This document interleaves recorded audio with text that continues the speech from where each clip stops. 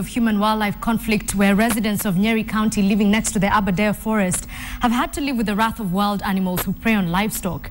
Under the cover of darkness, hyenas, leopards and other animals attack the cows, goats and sheep, leaving the residents at a loss of what action to take. An elderly man, in fact, was recently killed by a buffalo that had escaped from the Aberdare forest. Those residents are now appealing to officials from the Kenya Wildlife Service to take their plight into consideration and award them some plausible compensation, as well as stop the wild animals from attacking homesteads. Well, KWS, however, says the residents are to blame for breaking the fence, and Aberdare has that story for us. 8 of them share 2 rooms. While living near a forest definitely has its perks, such as an endless supply of fresh air and, of course, the beautiful scenery, residents of Ihururu in Tetu now say their proximity to the bountiful Aberdare forest, one of Kenya's 5 water towers, has come with its fair share of challenges. In Nyarugumo village, hyenas and other wildlife from the Aberdare have ensured that the villagers know no peace. So far, they have lost over 30 cows and goats.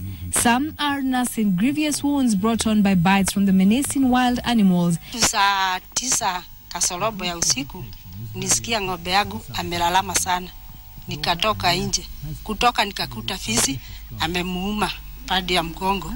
Residents claim that just 5 months ago a man was attacked and killed by buffaloes that had escaped from the forest. A section of the fence had been cut away by some of this one of the community members, and then if it goes out, a buffalo is very dangerous to anybody that comes across.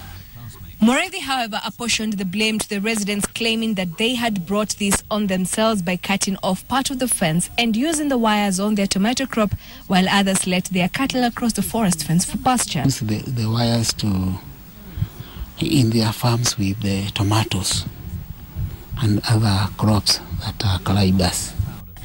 And while the blame game continues back and forth between the residents and the KWS officials, the elephant in the room is the issue of compensation. Will it be forthcoming? They have to be compensated. Lakini, unajua, they are bringing the problem for themselves. Because if they don't cut the wire, then the animals will not go out. Tumepoteza buzi zaidi ya 20, ng'ombe zaidi ya 10. Na ng'ombe hizi ni za maziwa. A compensation committee has to verify if each case is deserved, taking into account the degree of injury or loss and which wild animal. It is usually estimated by the Minister of Livestock. And so ours is to go and verify that, okay, a goat has been killed by which animal. One roll of wire costs about 100,000 shillings, and the deputy park warden says the reconstruction exercise is proven to be too costly for KWS. In another part of the forest, it is alleged that the residents cut off 2 kilometers of the forest fence, and elephants are now having a field day feasting on the harvest in the farms. Aberdare, KTN, Tetu.